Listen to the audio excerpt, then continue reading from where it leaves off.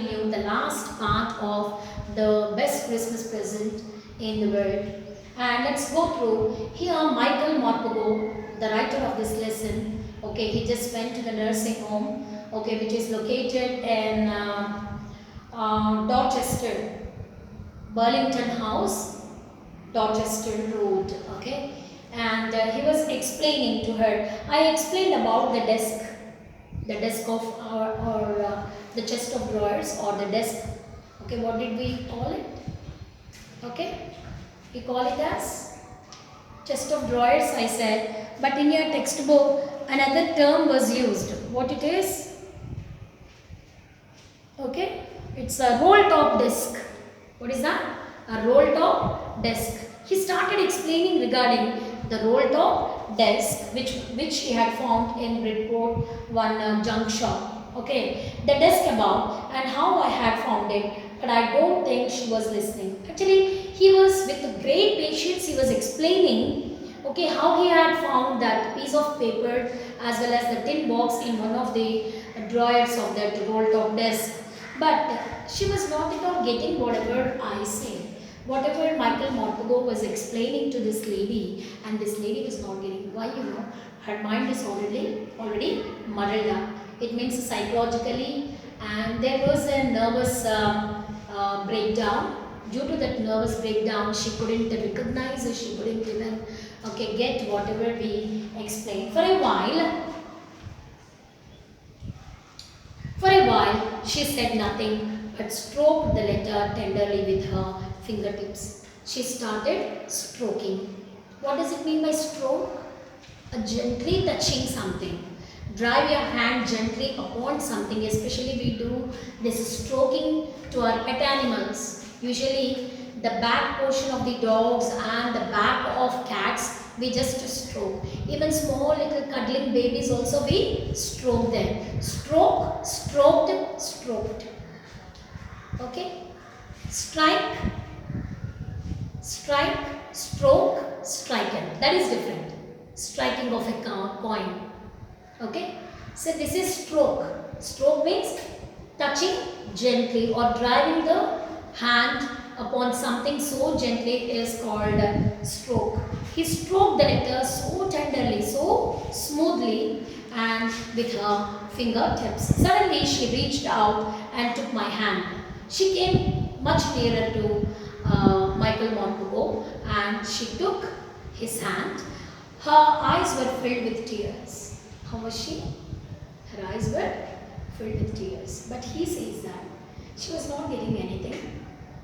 Of course, she might not be understanding the words spoken to her. But on seeing the tin box and the letter and the note, that she felt that her lost thing is found. Okay? Actually, she thought that all her memories were just burnt with the fires of that burnt house. But, okay, this was saved. Her last memory of her husband was saved. You told me you would come home by Christmas, dearest, she said. Actually, she was taking Michael Morpurgo to her husband. She thought that the person who had come to meet her is her husband. Actually, who went to meet her? Michael Morpurgo, the writer of this lesson. But when she came and took the hand of this lady and she was in almost tears, her eyes filled with tears and she was crying and says that, you promised me that you would come by Christmas, dearest. Why you have taken such a long period of time? And here you are, the best Christmas present in the world. Okay, what is the best Christmas present to me, At last you have come back. Okay, she thought that her husband had back from the war and he had taken such a long period of time due to the war and at last he reached home. Okay, her husband itself is a great Christmas present to her. She considers him as the best Christmas present ever. And come closer, Jim dear, sit down. She says that, you come closer to me, you come and sit with me, we will have a chat. I sat down beside her and she kissed my cheek. I read your letter So often, Jim, every day, I wanted to hear your voice in my head. Actually, I keep on reading your letter almost every day. Okay, I read the scriptures and I also read your letter every day. But every time I have something less or it has come something less in my life, what is that? I just wanted to hear you. But at last today, I could hear you. Okay, thank you so much. At last you have reached me. And it always, I wanted to hear your voice in my head. It always made me feel you were with me. Whenever your letter has reached me, I felt that you are there with me. The moment I heard your voice, today I could feel that you are there forever for me. And would you do that for me, Jim dear? I just want to hear your voice again. I just wanted to hear your voice again. Could you do it for me? I'd love that so much. Your voice, I just wanted to hear.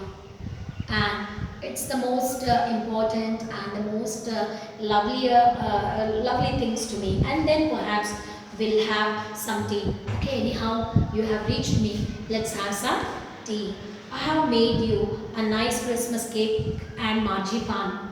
Christmas cake, marzipan, and marzipan is one of the Christmas dishes, no? And that's also it's made up of eggs and almonds. I have shown you the picture, and once again I'll send you the vocabulary. And all around I know how much you love marzipan. Among all these things, the most loveliest thing is the marzipan. You love marzipan very well, and I know you, and I know your taste.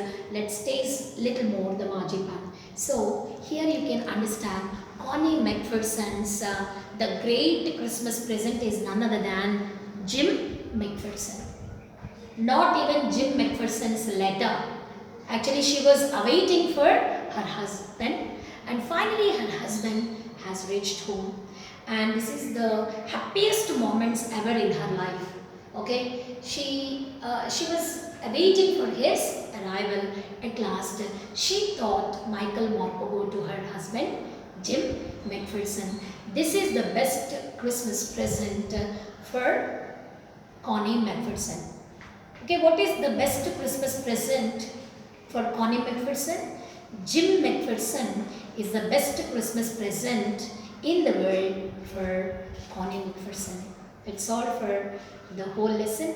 I hope you have understood, and this lesson is such a lengthy lesson. That's why I have sent you all 7 to 8 parts of this lesson. And once again, you open up your textbooks and read right from the beginning. The whole lesson is consisting 3 parts. One by one you must read, and all the important and unknown vocabulary, the new vocabulary which is being introduced in this lesson must be revised and get prepared, and stay at home and stay healthy until then. Till I meet you again. Okay, goodbye children.